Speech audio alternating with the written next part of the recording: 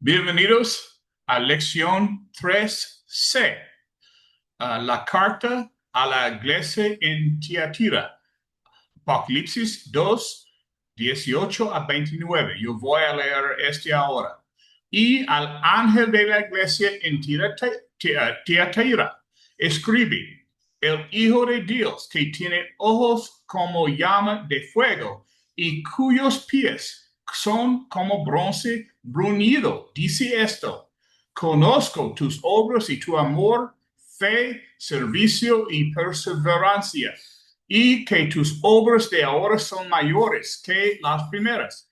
Pero tengo esto contra ti, que toleres a la mujer Jezabel, que se dice profetiza, y enseña a seducir a mis siervos, a quien cometen inmoralidades y comen cosas sacrificadas a los ídolos. Y le di tiempo para que se arrepintiera, y no quiere arrepentirse de su inmoralidad. He aquí la arrojaré en cama, y a los que cometen adulterio con ella en gran tribulación, a menos que se arrepientan de sus obras. Y mataré a sus hijos con pestilencia. Y todas las iglesias sabrán que yo soy el que escudriña las mentes y los corazones, y daré a cada uno de vosotros conforme a sus obras. Pero a vosotros, los demás de Tiatira, que no tenéis esta doctrina, y que no habéis conocido a las cosas profundas de Satanás, como dicen, no os impondré otra carga, pero lo que tenéis, reteniendo hasta que yo venga.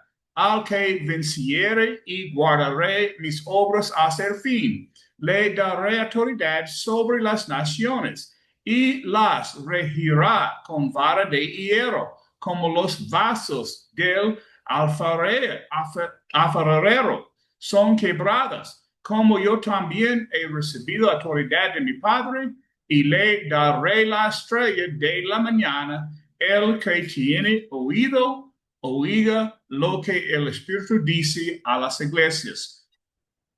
Esta carta es la más larga de las 7 cartas, y sin embargo fue escrita a una iglesia ubicada en la ciudad más insignificante de los 7.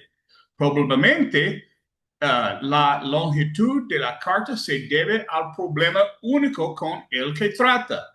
Nada se sabe sobre el origen de la iglesia de Tiatira. Solo se menciona aquí en las escrituras.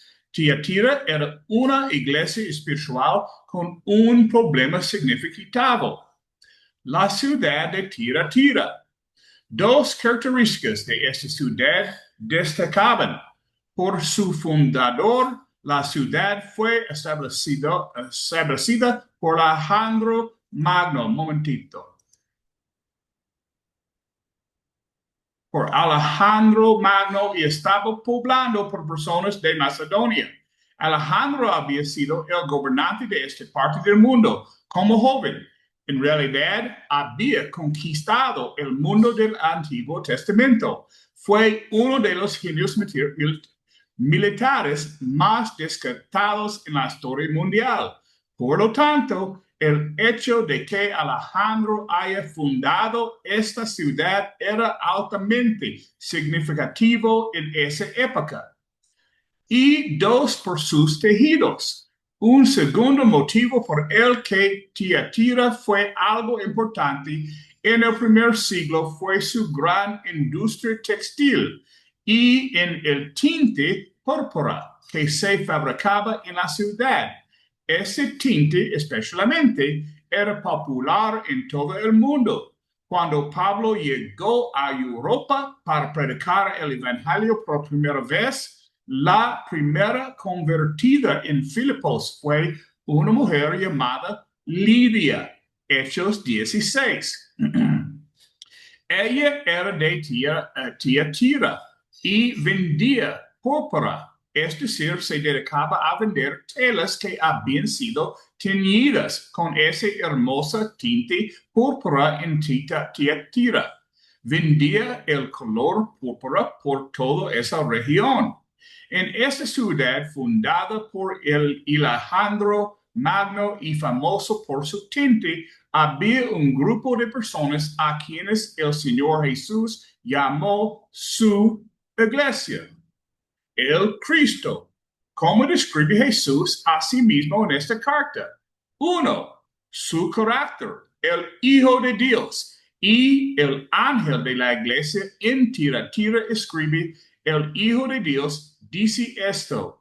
Esta es la primera vez en estas cartas que Jesús se describe a sí mismo como el Hijo de Dios. Esta expresión habla de su autoridad, porque después de todo, si Él es el Hijo de Dios, podemos apreciar su declaración en Mateo 28:18. Toda autoridad me ha sido dada en el cielo y en la tierra. Jesús tiene toda autoridad. Él es el portavoz de Dios para esta era. Hebreos 1:1-3. Dios dijo, este es mi Hijo amado en quien tengo complacencia. A él oíd. Mateo 17:5. En última instancia, el tema importante es en los asuntos religiosos. Momentito.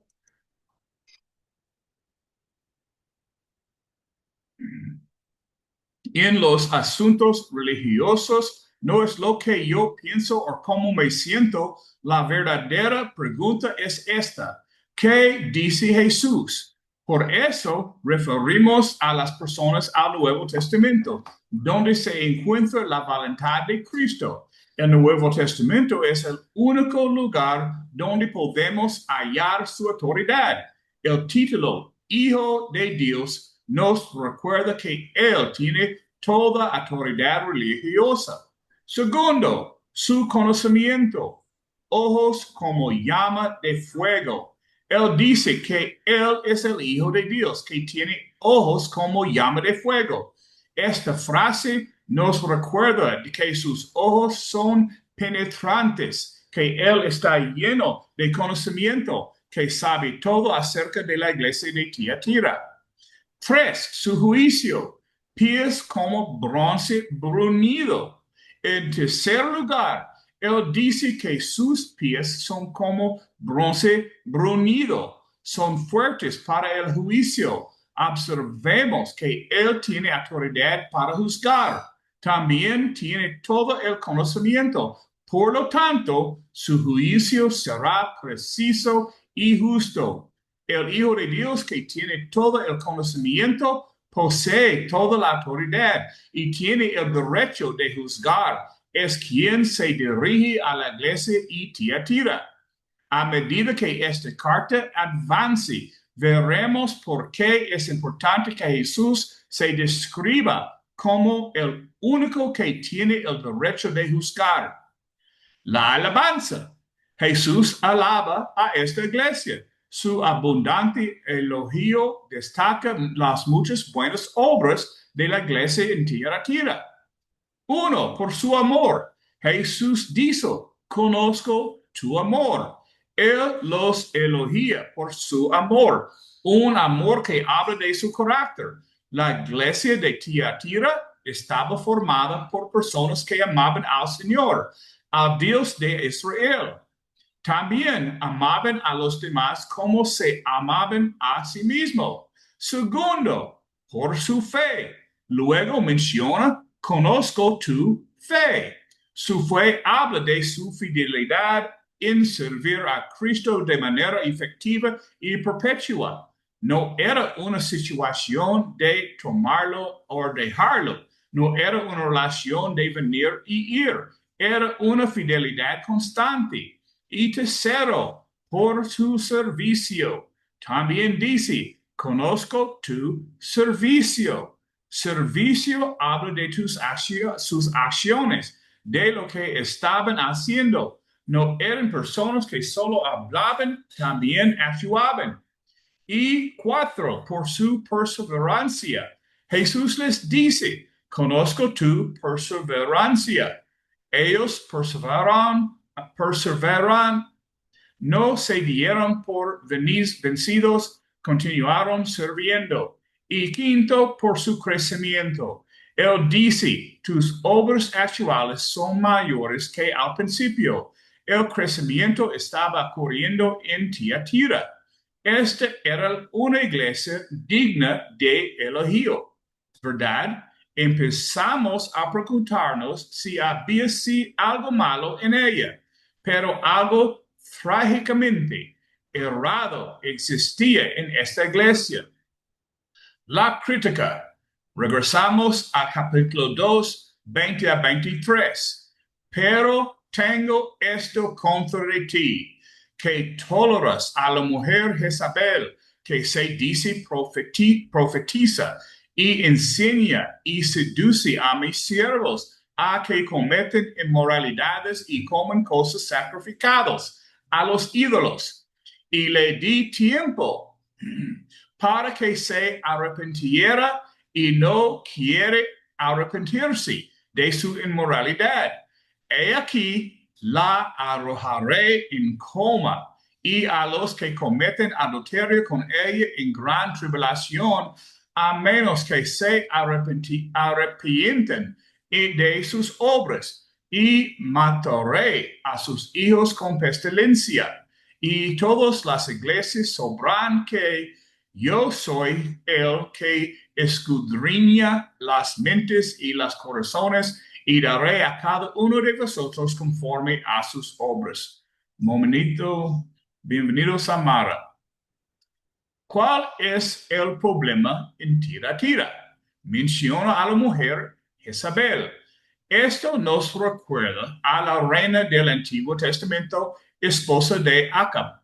Ella no solo llevó a Acab a la maldad, sino que también condujo a Israel hacia la idolatría.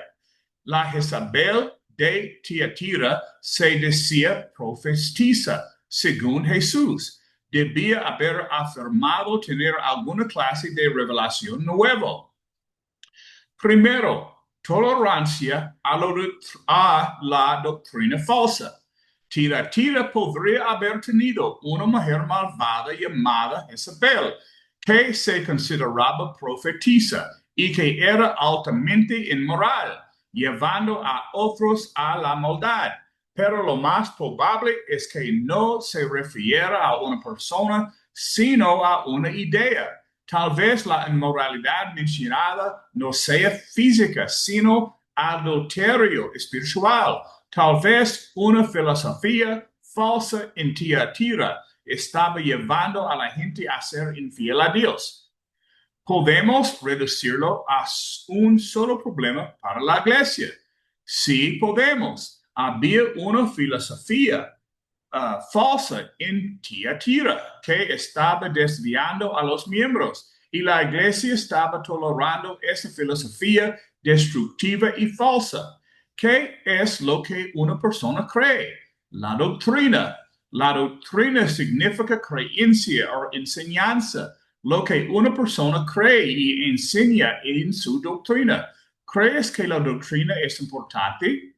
Jesús creía que la doctrina era importante. Jesús dijo, no todo el que me dice Señor, Señor, entrará en el reino de los cielos, sino el que hace la voluntad de mi Padre que está en los cielos. Mateo 7, 21 a 23. Él creía que la doctrina importaba. Si no fuera así, no necesitaríamos la Biblia. La pregunta que quiero hacer es esta: ¿seremos tolerantes o intolerantes con respecto a la doctrina bíblica? No es popular ser intolerante. Hoy en día no es un cumplido deseo de alguien. Él es intolerante. ¿Existe un lugar en la religión para tolerancia? Sí, lo hay, pero ¿dónde está ese lugar? En asuntos de opinión, juicio humano o preferencia, debemos practicar tolerancia. ¿Hay algún momento para ser intolerante? ¿Fue Jesús alguna vez intolerante? En una ocasión, Jesús fue al templo y encontró a personas engañando a los adoradores. Hizo un látigo, volcó las mesas y los echó fuera. Eso no parece muy tolerante, ¿verdad? Existe un momento para la intolerancia. Cuando Dios habla, debemos ser intolerantes. Cuando Dios dice algo y lo dice claramente, eso los resuelve. Debo aceptarlo. No tengo espacio para la tolerancia. Jesucristo es el Hijo de Dios. Solo se pueden tomar dos posiciones. Puedes aceptar sus palabras o rechazarlas. Te doy el derecho de rechazar quién es Jesús, pero no me doy el derecho de aprobar tu posición. Soy intolerante hacia esa posición. En asuntos de fe donde Dios ha hablado, debemos aceptar lo que Él ha dicho. En asuntos de juicio humano, opiniones humanas y preferencias humanas, siempre debemos ser tolerantes. Podemos no estar de acuerdo con las opiniones de otro, pero debemos tener la actitud correcta hacia Él. Podemos aborrecer la enseñanza, pero debemos seguir tratando a esa persona como alguien hecho a imagen de Dios y objeto de su amor. Podemos ser intolerantes con una posición, pero nunca debemos explotar en nuestra oposición a una enseñanza al negarnos o tratar a esa persona con dignidad y consideración. La iglesia en Tiatira toleró la enseñanza de esta profetisa llamada Jezabel. La vieron como si su enseñanza no importara. Siempre debemos enfrentar el error con la palabra. Cuando Jesús vino al mundo, no lo mataron porque fuera un profeta. El mundo estaba lleno de profetas. No lo mataron porque trajera una nueva religión. El mundo estaba lleno de religiones. ¿Por qué lo mataron entonces? Porque lo que él dijo hace la diferencia. Lo que yo pienso no importa mucho, pero lo que Jesús dijo importa por completo. Ese es el mensaje de la carta a la iglesia de Tiatira. La consolación. Jesús insta a los fieles de Tiatira a mantenerse firmes. Lo que tienes, reténlo hasta que yo venga, dice. Versículo 25. Los que vencen y guardan las obras de Jesús hasta el final compartirán el triunfo del Señor sobre sus enemigos, quienes serán quebrados completamente como los vasos de alfarero. El vencedor compartirá el triunfo y la autoridad gloriosa de Cristo y poseerá a Cristo, la estrella de la mañana, como un tesoro eterno. En conclusión, ¿estás tolerando el error? Recuerda que la verdad y el error no pueden coexistir pacíficamente. Si te mantienes fiel a Jesús, debes estar con la verdad que Él ha entregado desde el cielo.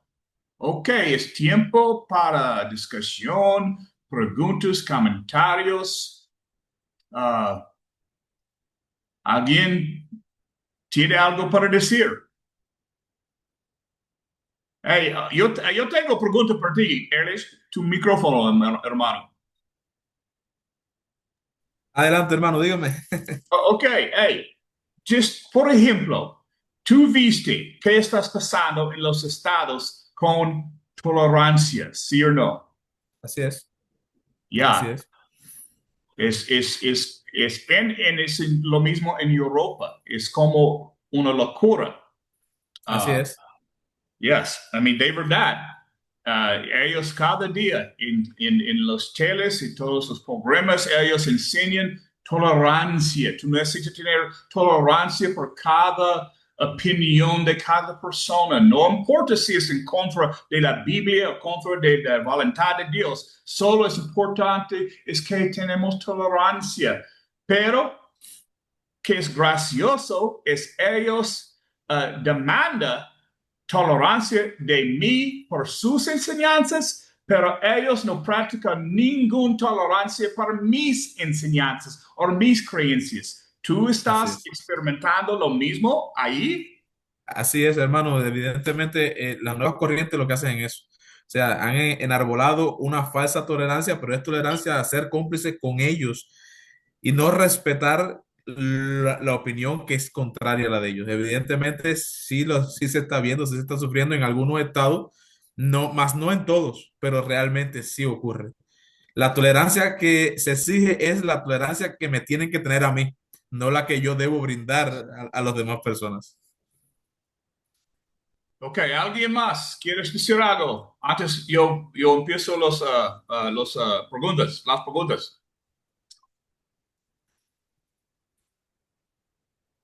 ¿No? Hola, Ok, Rocky, bendiciones. bendiciones, hermano. Sí, muy buena pregunta la que le hizo a Erwin respecto a la tolerancia. No solamente en los estados, en todas partes del mundo se está imponiendo el tema de la tolerancia en todo lugar, en toda generación, de manera que eh, quieren hacer que los cristianos hoy día, nosotros los que creemos en Dios, que amamos su palabra, nos hagamos partícipes de las cosas que van contra la misma naturaleza, contra el mismo Dios. Por tanto, ellos no quieren ser tolerantes con la enseñanza divina, pero nosotros tenemos que ser tolerantes, según ellos, con la práctica pecaminosa.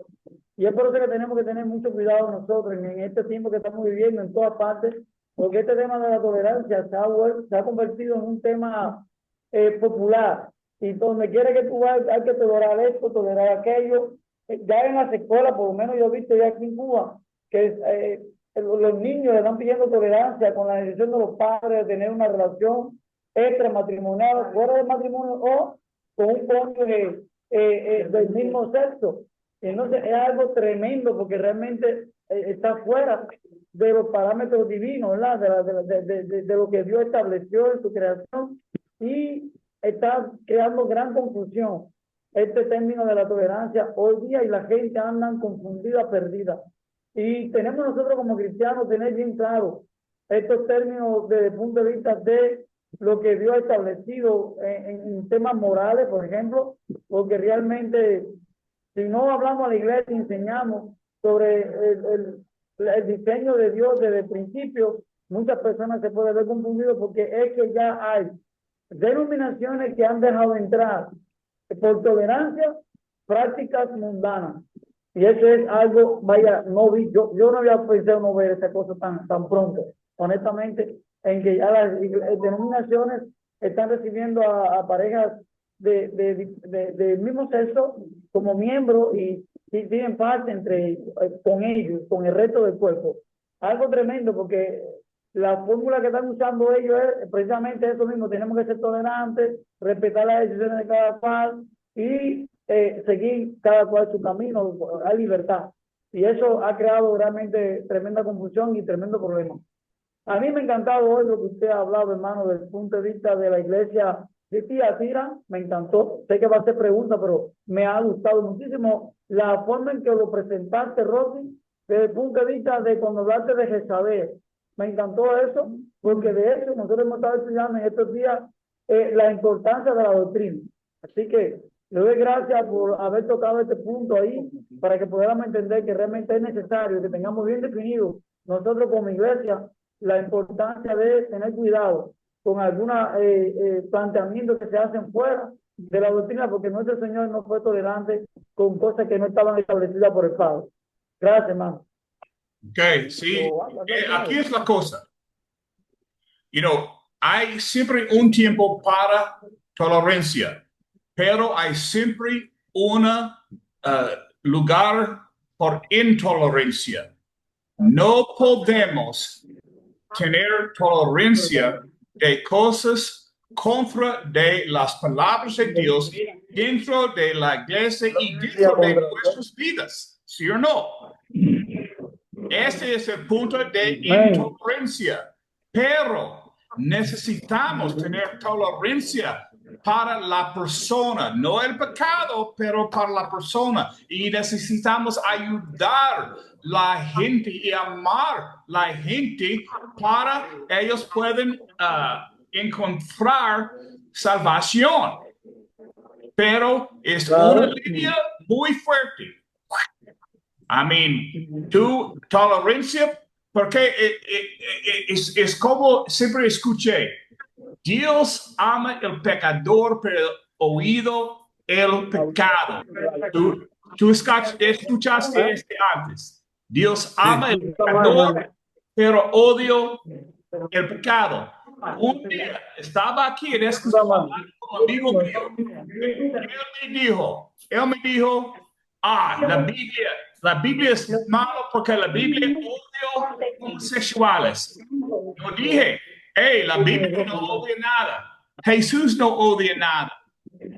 1 Corintios 6, 9 a 10. ¿No sabéis que los injustos no heredan el reino de Dios? No heredéis ni los fornicarios, ni los idólatros, ni los adúlteros, ni los enferminados, ni los que se echen con varones, ni los ladrones, ni los avaros, ni los borrachos, ni los maldicientes, ni los estafadores heredarán el reino de Dios. Yo leí ese escrito a él y dice, ¿dónde dice ese escritor que Dios odia gente? No, él odia el pecado. El yo pregunté, porque este hombre tiene 3 esposas, ¿tú tienes sexo una vez afuera de matrimonio o con no es tu primera esposa?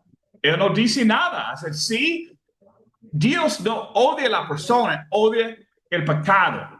Y necesitamos recordar esto cuando como tratar gente, pero no deberíamos no aceptar algo contra la palabra de Dios para entrar nuestra iglesia y nuestras vidas. Porque recuerda, en el fin, nada que es 100% puro puede entrar en los cielos con Dios. En el día de juicio, nada no es puro. No puede entrar los cielos. Tu nombre no puede escribir en el libro de vida. Ok, lo siento. Tu tiempo.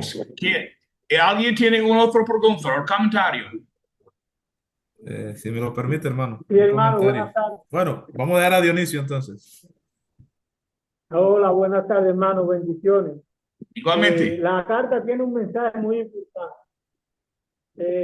Primeramente habla de elogio a la iglesia, ¿no? De todo el trabajo, de todo el amor, la fe, el sacrificio, el crecimiento de la iglesia, ¿verdad? Es muy bueno, es maravilloso cuando todas estas cosas marcan a la iglesia.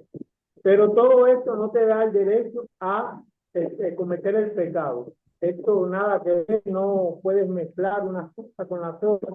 No te da ningún derecho a cometer el pecado.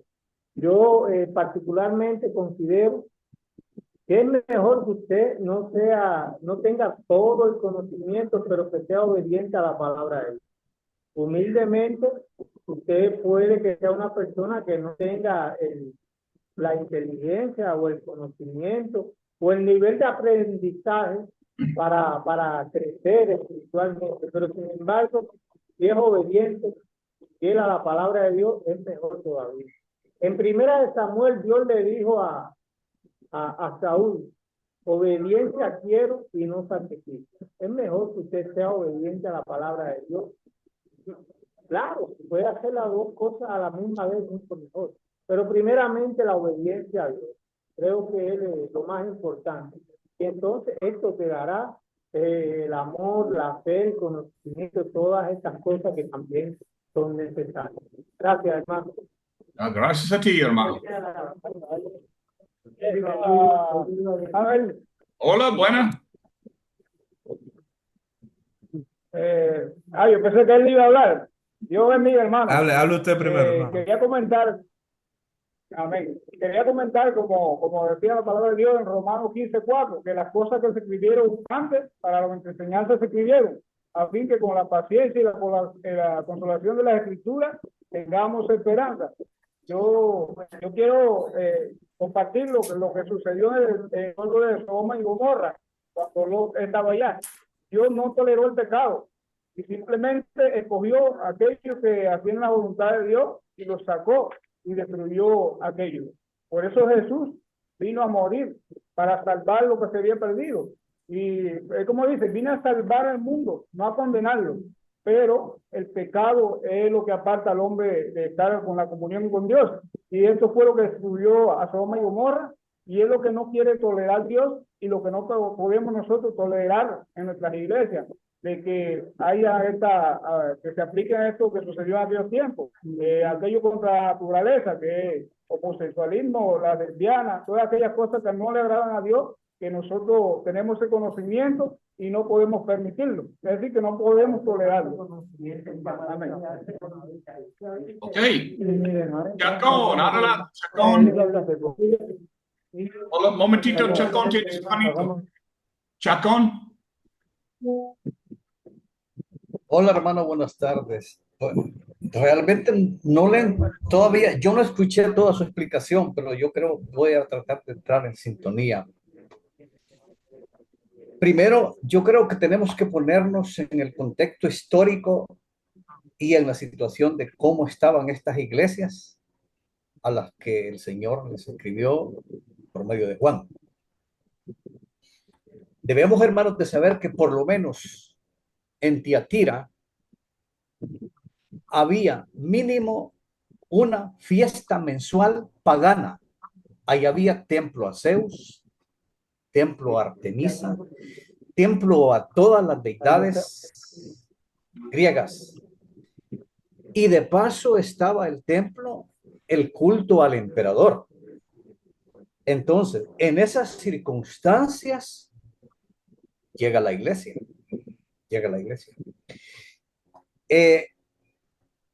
El Apocalipsis, el que estamos estudiando ahora, habla de que esta iglesia, habían allí hermanos pobres.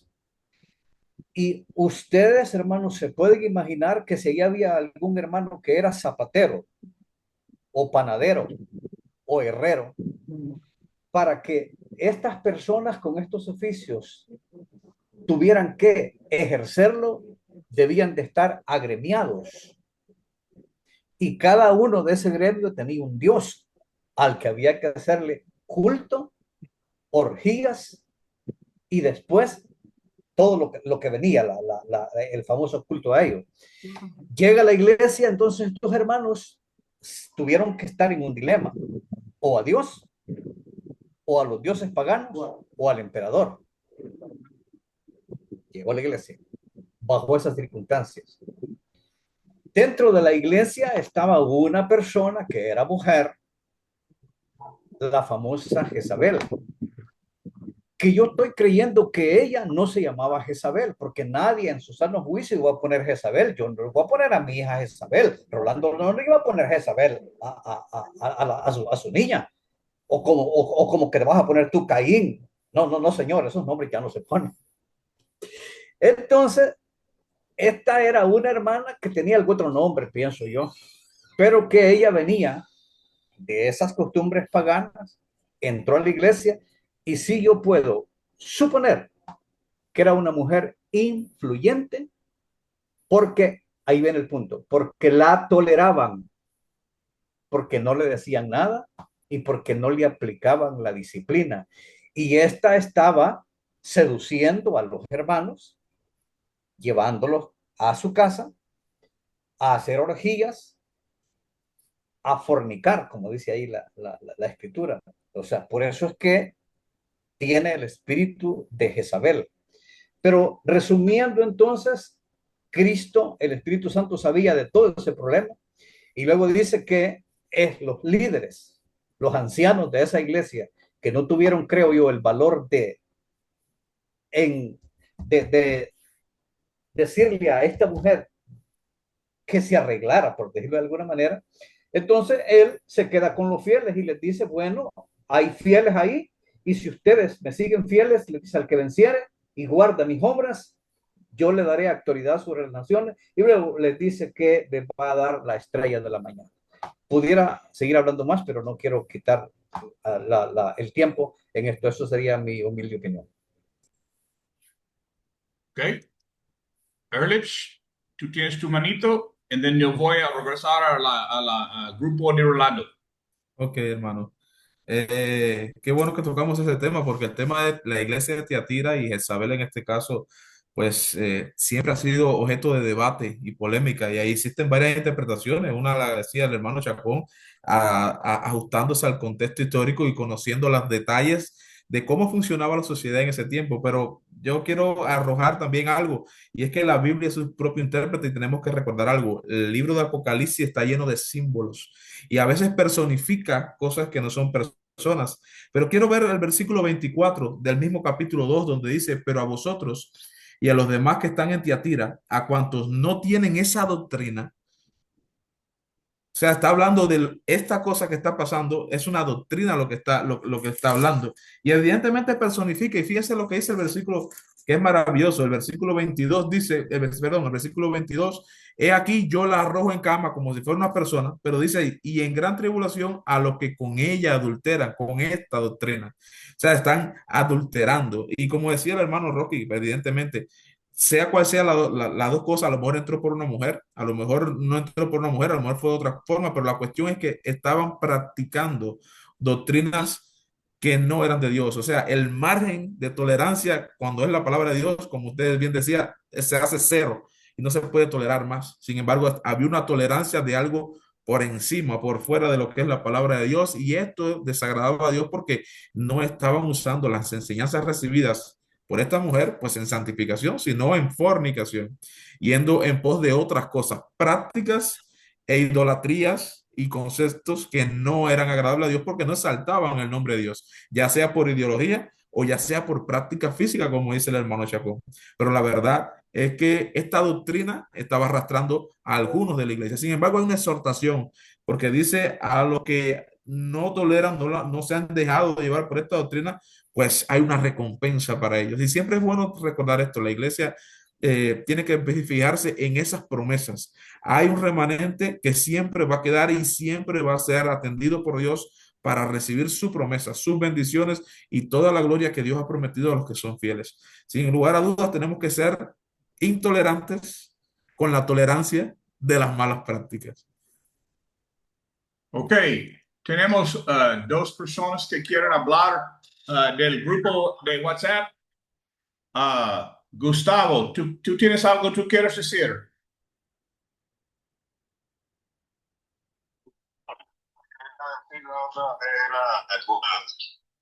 Cuando se está hablando de la iglesia, Tú, no.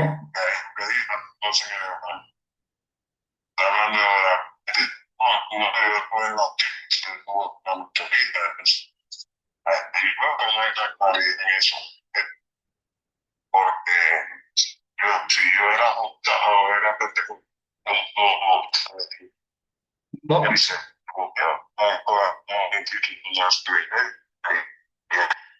Momentito.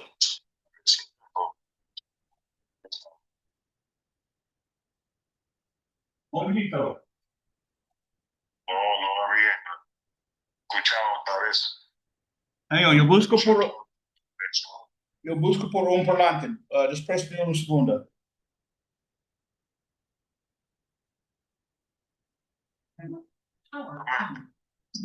Momentito. Yo voy a conectar un parlante so ellos pueden escucharte.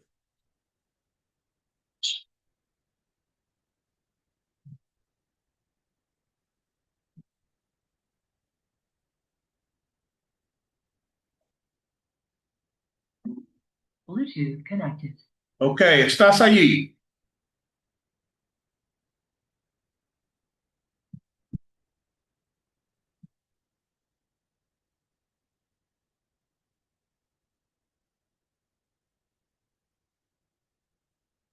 Gustavo, ¿estás allí? Sí, Ok, podemos escucharte mejor ahora. yo que hermano, ya no tienen si lo que es ahí, exactamente. Como yo fíjate, pista como tiene como ciudadano, como que de esa fecha que yo soy un cristiano, como el Dios, se no al proceso y como el yo que vive en el momento no escucho. Que, ¿no? Esclarecer aquí. Hace mucho hablaba de que ustedes que pronto ahí no tienen que poner pero sí nos tolera. Okay. Now, el cámara de Rolando.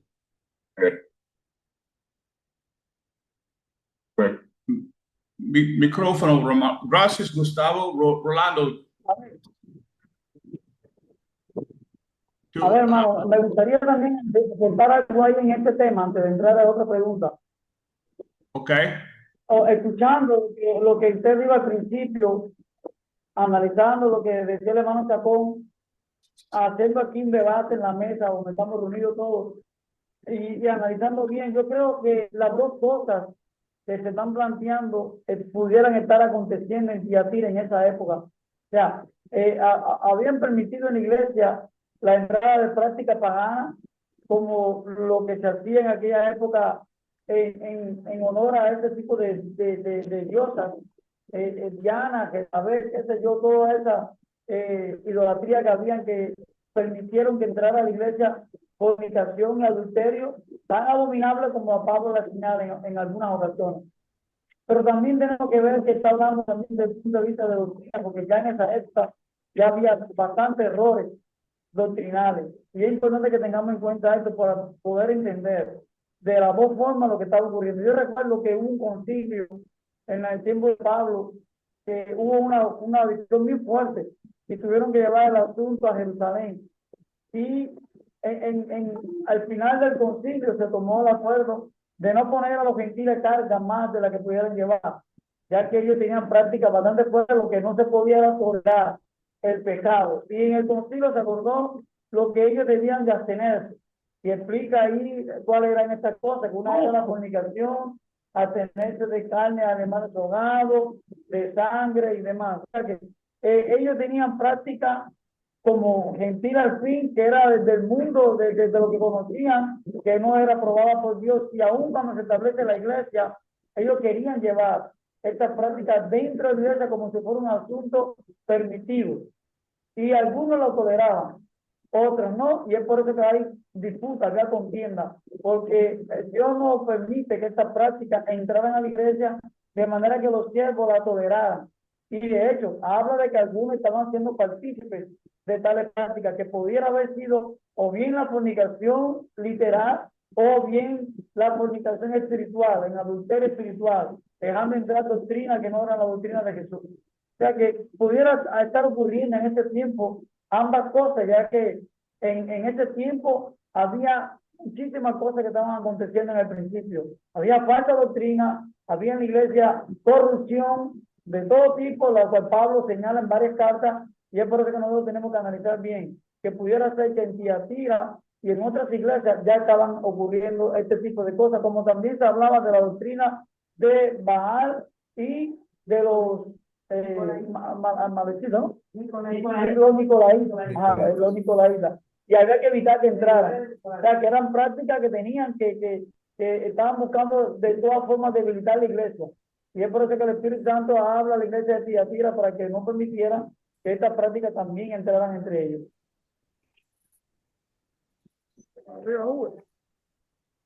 Ok.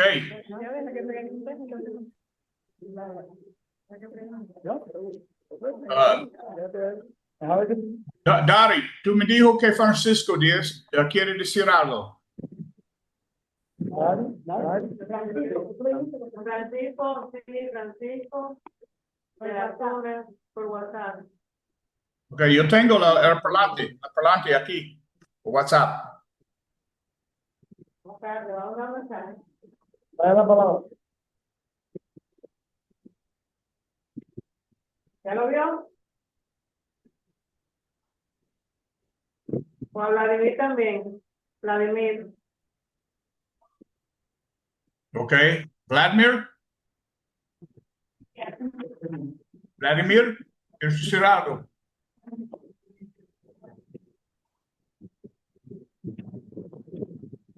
No, oye.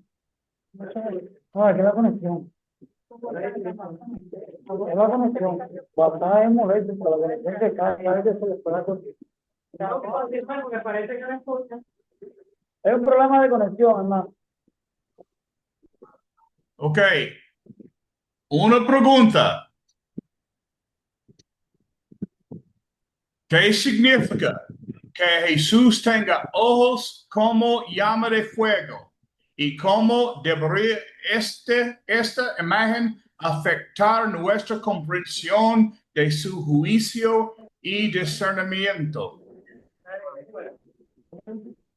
¿Cómo podemos explicar? ¿No está bien? Dile que repita la pregunta. Repita la pregunta, hermano. Repítelo. ¿Qué significa que Jesús tenga ojos como llamas de fuego? Ya. Bien. ¿Y cómo ¿Y cómo puede ser? afectar nuestra comprensión de su juicio? Amén. ¿Cómo fue?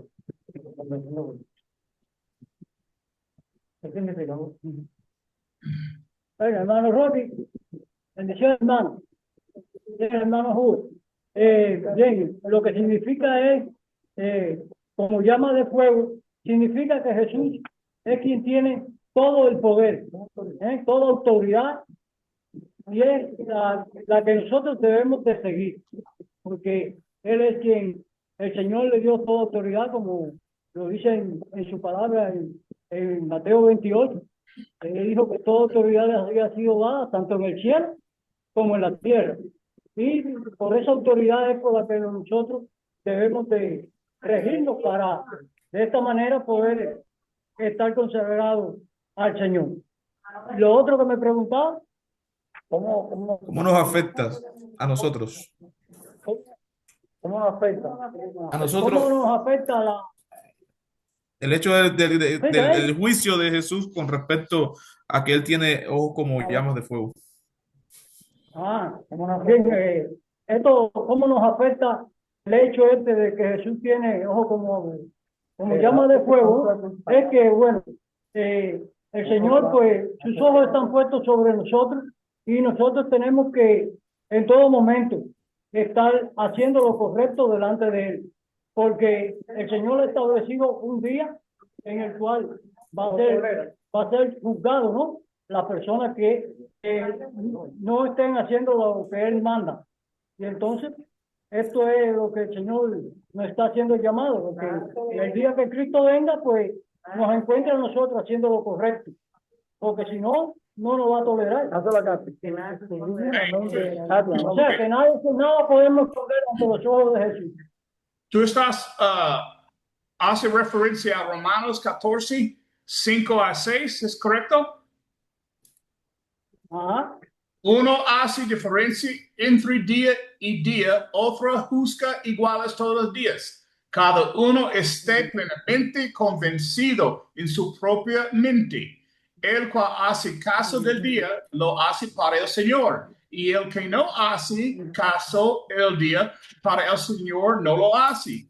El que come para el Señor come, porque da gracias a Dios, y el que no come para el Señor no come y da gracias a Dios. Ese es un ejemplo de tolerancia dentro. En dice una lata de ¿Tú entiendes que tú usas una lata de lombrices en español o no? Ok, adelante, Bueno, en hermano. esto, hermano, Helen, que estoy mirando, tú hablas decir algo. No, Alfredito, dale, si te doy el paso, yo luego yo hablo. Bueno, yo quería comentar sobre eso. Aquí bien, cuando está hablando a la iglesia, también hace mención a que Dios escudriña la mente y los corazones de la persona. Acordemos de lo que le dijo al fariseo en su casa cuando entró. Él pensó cuando aquella mujer adúltera estaba entre ellos, él lo pensó simplemente y Jesús le dijo, yo sé quién es esta mujer. Es decir, que a cada nosotros nos ve igual.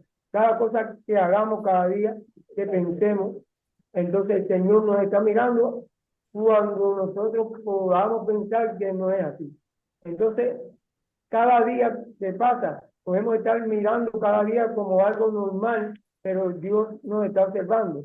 Y como y recalcar algo cuando se dijo anteriormente la pregunta que respondió el hermano Huber sobre la llama de fuego, cuando hay que ponerse en el contexto de que la llama de fuego es primeramente penetrante y en segundo también el fuego quema, el fuego destruye y Jesús nos está mirando también con eso. Quiere decir que si no hacemos su voluntad, también nos puede destruir como lo hace la llama de fuego. Amén. Dura. Hay tiempo, 5 minutos. Buenas tardes, Rocky. Él iba a hablar. Déjale, hermano Luna. Déjale, hermano Luna primero. Gracias, bendiciones. Para decir algo ahí, realmente, este mensaje que está dando el ángel del Señor a la iglesia de Tiratira, en este estudio hemos aprendido mucho porque realmente ahí se está viendo cómo en esta iglesia se habían salido de la doctrina de Jesús y realmente estaban haciendo la fornicación y estaban haciendo práctica del mundo, que realmente Dios no permite eso. Y entonces, ¿qué pasa? Y Jesús está dando, cuando dice llama de fuego, una enseñanza que nos está dando que realmente Él escudriña todos los corazones y lo ve todo, y que realmente esa práctica que estaban haciendo delante de los ojos de Dios no era correcta, por lo que el Espíritu estaba enfurecido. Y entonces, ¿qué nos hace un llamado a nosotros en esta actualidad? De que nosotros no podemos no podemos salirnos de la doctrina de los apóstoles, que realmente es la doctrina de Jesús, que tenemos que ser fieles veladores de esta doctrina, que no podemos en ningún momento ser tolerantes con estas prácticas paganas, porque realmente eso nos va a traer consecuencias que podemos perder hasta la salvación. Es lo que quería decir. Amén. Ok. Ahora me permite, hermano mío. La pregunta sobre qué simboliza los ojos como, dice, como llama de fuego. Primero solo lo cita desde el capítulo 1, en el versículo 14, lo estoy leyendo acá. Igual que los pies semejantes al bronce bruñido. Recuerden que en esa ilustración, en Apocalipsis capítulo 1, se está diciendo que precisamente Jesús, esta descripción está en medio de las iglesias de los candeleros y sus ojos son como llamas de fuego. Eso me hace pensar que lo dice al menos por dos motivos. El primero es que delante de sus ojos no hay oscuridad, no podemos ocultar nada. Él lo ve todo. Y segundo, su luz no es natural, no es algo normal, sino como de fuego porque hay juicio en todo lo que ve Jesús para bien. Y aquí está el versículo, fíjense qué interesante, el versículo 23 del capítulo 2 dice, y a sus hijos heriré de muerte, y todas las iglesias sabrán que yo soy el que escudriña la mente y el corazón, como decía Alfredito, y os daré a cada uno según vuestras obras. O sea, los ojos de Jesús están alumbrados y no hay oscuridad delante de él, nada oculto delante de él, pero además con fuego porque va a hacer juicio, va a dar a cada uno conforme a su obra. Hay juicio en todo lo que nosotros hacemos porque delante de Jesús no podremos ocultar nada. Entonces, eso es lo que quiere decir. ¿Cómo me impacta a mí? ¿Cómo me afecta a mí en que lo que haga para bien o para mal, en pensamiento incluso, dice la Escritura, él lo va a saber y algún momento me va a pagar conforme a todo eso que ha visto de mí. Imagínense ustedes, ¿qué puedo ocultar yo de Dios? ¿Qué puedo ocultar yo de Jesús? Si la Escritura ya me está diciendo que en sus ojos no hay nada que se pueda ocultar de ellos y hay luz plena en todo momento en sus ojos para hacer juicio. Yo Súper sencillo. Ojos de fuego. Él puede ver todo. Entonces su Claro, claro. juez va a estar justo en el final.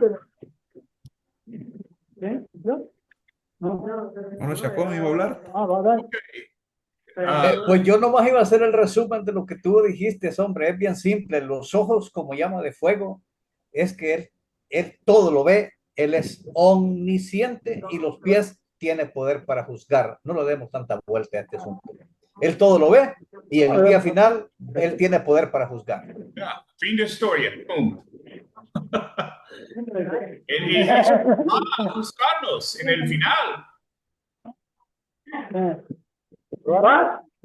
En el final día, Jesús va a buscar a todas las naciones, toda la gente, todas las almas. Todo.